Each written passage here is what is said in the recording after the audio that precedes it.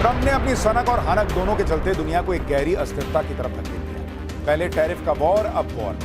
कुछ एक्सपर्ट तो ये भी कह रहे हैं कि ट्रंप ने टैरिफ पर मिले सुप्रीम कोर्ट के तगड़े झटके और इससे जो उनकी भद पिटी, उससे अमेरिकियों का ध्यान भटकाने के लिए ईरान पर हमला कर दिया, जिसमें अमेरिका की संघीय अदालत ने कहा है कि जिन कंपनियों ने ट्रंप सरकार की तरफ से लगाए गए इंपोर्ट टैरिफ का भुगतान किया था, उन्हें अब पैसा वापस किया जाए।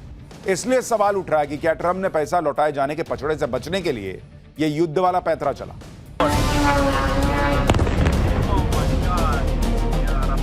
ईरान, इजराइल और अमेरिका के घातक हमलों की जद में इजराइल भी ईरान के मिसाइल हमलों को झेल रहा है। सवाल पूछे जा रहे हैं कि क्या दुनिया वर्ल्ड वॉर की दहलीज पर पहुंच गई। इस बीच ईरान ने साफ किया है कि वो अपने पड़ोसी देशों पर हमला नहीं करेगा। ईरानी राष्ट्रपति मसूद पेजेशिकियान ने पड़ोसी देशों पर किए गए हमलों के लिए माफी भी मांगी। पेजेशिकियान के रुख ने एक मौका ट्रंप को दे दिया। उन्होंने सोशल मीडिया ट्रुथ पर फौरन जवाब दिया। ट्रंप ने लिखा, ईरान जो बुरी तरह से हार रहा है ने अपने मध्य पूर्वी पड़ोसियों से माफी मांगते हुए आत्मसमर्पण कर दिया है और वादा किया है कि वो अब उन पर गोलीबारी नहीं करेगा। ये वादा अमेरिका और इजराइल के लगातार हमलों के कारण ही किया गया है। यही नहीं, ट्रंप ने इसी पोस्ट में आगे ये भी लिखा कि आज ईरान पर भीषण प्रहार होगा, पूर्ण विनाश और निश्चित मृत्यु पर गंभीरता से विचार किया जा रहा है। असल मुद्दा ये है कि क्या ट्रंप ईरान की जमीन पर सैनिक उतारेंगे। ट्रंप ईरान को लेकर चाहते क्या हैं, ऐसा लगता है वो खुद भी नहीं जानते।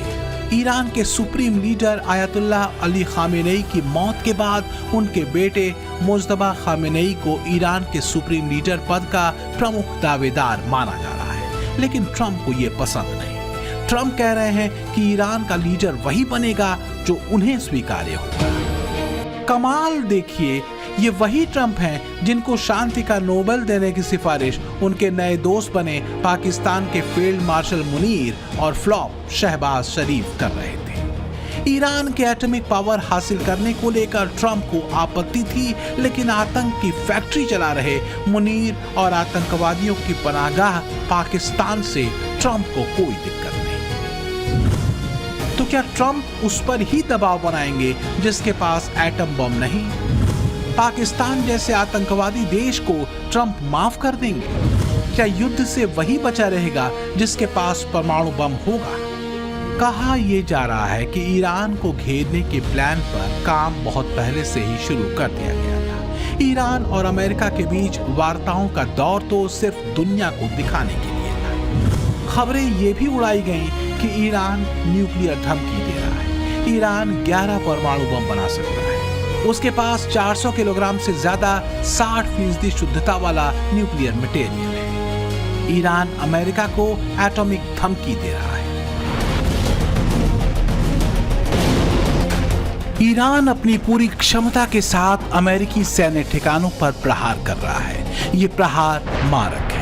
बीते 7 दिनों में ईरान ने अमेरिका के आधा दर्जन से ज्यादा एयरबेसेस को निशाना बनाया है, जिसमें बहरीन, कुवैत, कतर, सऊदी अरब, यूएई, इराक, तुर्की सहित कई मिडिल ईस्ट के ठिकाने। ईरानी ड्रोन ने अमेरिकी दूतावासों को भी निशाने पर लिया है।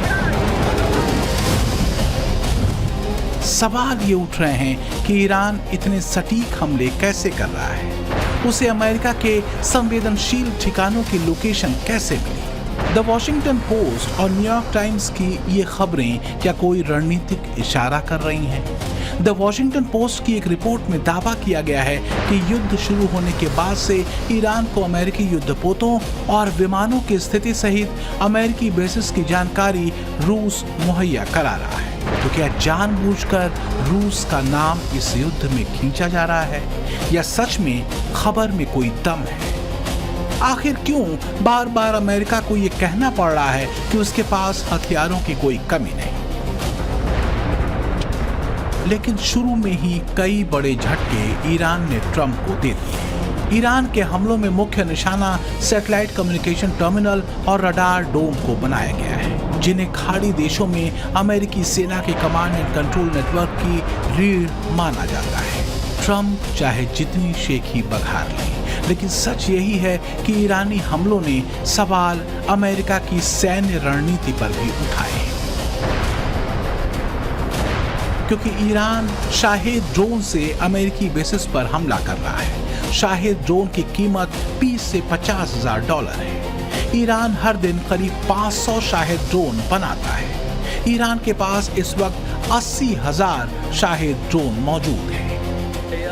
बहरीन में इसी सस्ते लेकिन अचूक शाहेद ड्रोन से ईरान ने अमेरिकी सेना के 5वें बेड़े के सैटेलाइट कम्युनिकेशन टर्मिनल पर हमला करते हुए उनके रडार को बर्बाद कर दिया। इस हमले में अमेरिका को करीब $300 मिलियन यानी करीब 2,500 करोड़ रुपए का नुकसान हुआ।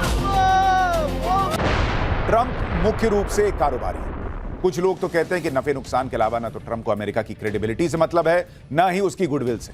पहले टैरिफ से अमेरिका की छीछा लेदर करवाई, फिर इस्लामिक आतंकवाद का गढ़ कहे जाने वाले पाकिस्तानी जनरल मुनीर के साथ हाथ मिला लिया, जिससे अमेरिका की ऐसी की तैसी हुई। और ट्रंप ने किसी को नहीं छोड़ा। अमेरिका के साथ हर कदम साथ चलने वाले यूरोप को भी नहीं बख्शा। जब मौका मिला, यूरोपीय देशों का मजाक भरे मंच से उड़ा दिया। अब वही देश भारत के साथ एक लंबी और भरोसेमंद दोस्ती वाले रास्ते पर चल रहे हैं। एक्सपर्ट कहते हैं कि कहीं ऐसा ना हो कि ईरान ट्रंप के लिए गले की हड्डी बन जाए, जैसा बनता दिख भी रहा है। जैसे 50 के दशक में वियतनाम बन गया था। 20 साल तक वियतनाम के साथ युद्ध करने के बाद भी अमेरिका को कुछ हासिल नहीं हुआ। तो क्या ट्रंप अमेरिका का वही हाल करके मानेंगे? अमेरिका को ग्रेट बनाने निकले बड़बोले ट्रंप ने अमेरिका को कहीं द ग्रेट कॉन्फ्लिक्ट में तो नहीं फंसा दिया।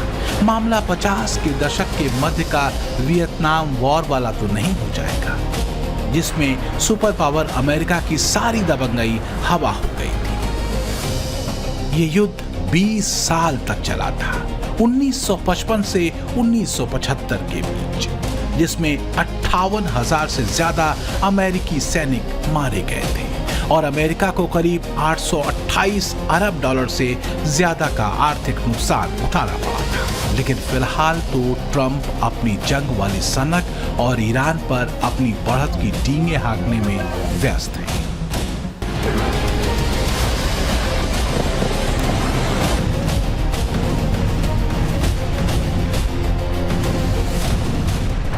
ट्रंप का शांति राग अब दुनिया को घोर अशांति के दौर में धकेल चुका है।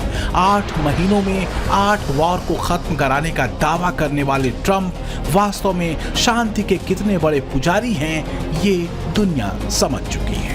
रही बात ईरान की, तो वो ट्रंप को जवाब दे रहा है, कड़वा, तीखा और ताकतवर। सवाल ट्रंप के उस ताजा धमकी का भी है जो उन्होंने ईरान को दी है। आज की रात ईरान के लिए कयामत की रात होगी। वैसे ट्रंप भी जानते हैं कि उन्हें दुनिया कभी सीरियसली नहीं लेती। ब्यूरो रिपोर्ट, टाइम्स नाउ, नव भारत।